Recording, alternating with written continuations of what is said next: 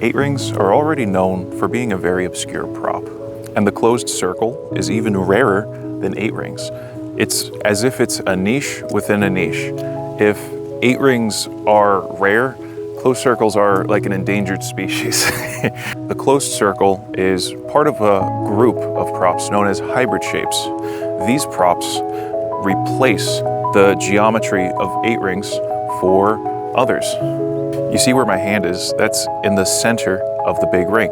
Because this is constantly surrounding your hand, that means that the weight of the large ring is perfectly balanced throughout its rotation.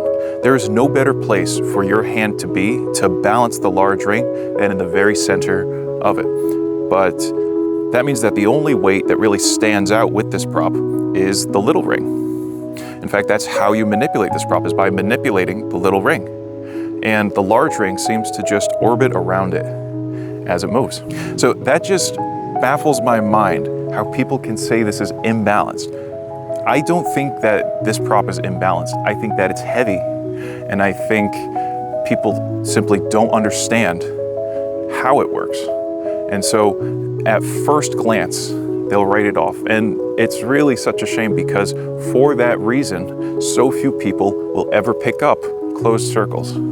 And it's just this blatant misconception. And I think that's so sad, because that means that this prop will never have a large community. I personally have been spinning these props for 4 years, and I've only met a handful of people that also practice with them. And I think that's just so sad, because, you know, you want to talk about dying art forms. What if something never even takes off? You know, that's why I picked this prop up for the first time 4 years ago.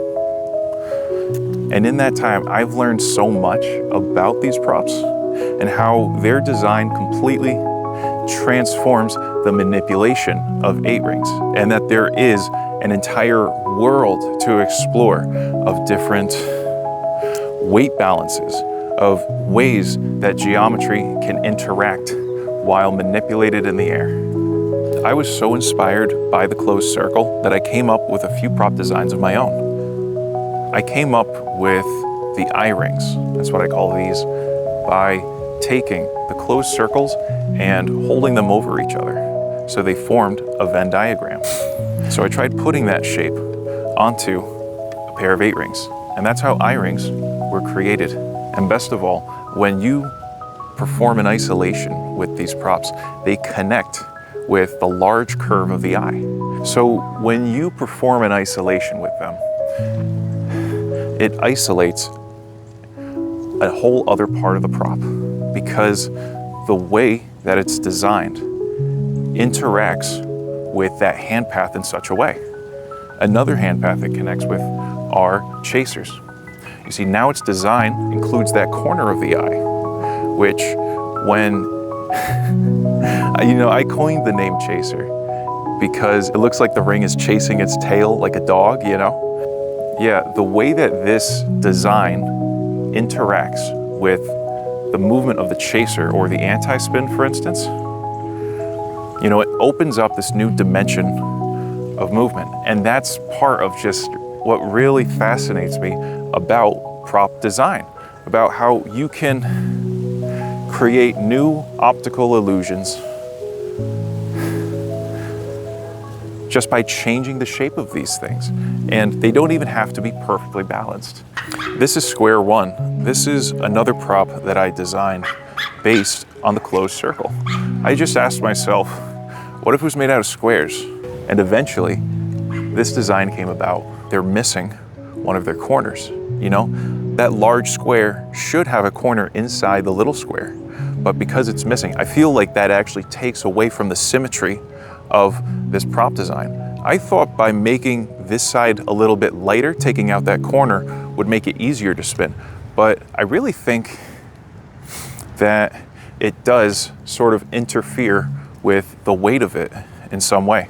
But where there may be a disadvantage, there's also a unique advantage to this design.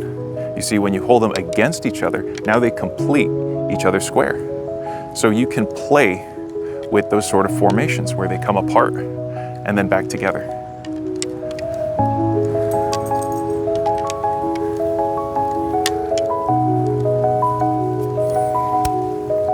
And this works its way into any isolation that you can do.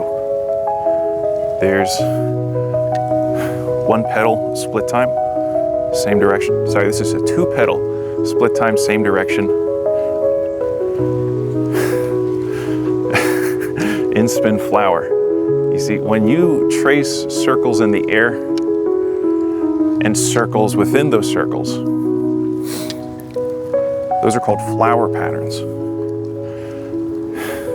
You know, I started all of this just as a hobby, something to learn how to do, you know, something to pass the time. And then it became an outlet, you know, suddenly it became something that I did just to deal with the pain and the frustrations of everyday life. And then it became a passion. It became my favorite thing to do.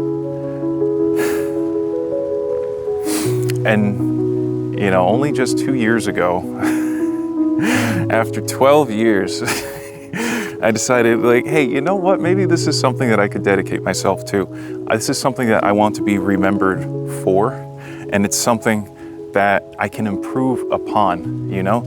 I feel like this is something that will allow me to really leave my mark on history, you know? I want people to remember my name, and I think there's something brave and heroic about being the very best in the world at something.